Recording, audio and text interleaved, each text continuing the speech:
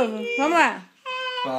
Parabéns pra você nessa data querida. Muitas felicidades, muitos anos de vida. E agora de novo. Em inglês, amor. Happy birthday to you. Happy birthday to you.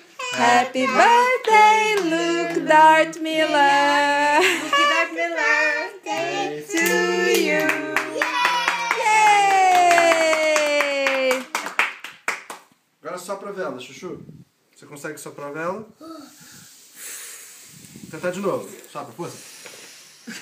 Boa! Yay! Muito bem. Bom esforço, Luke.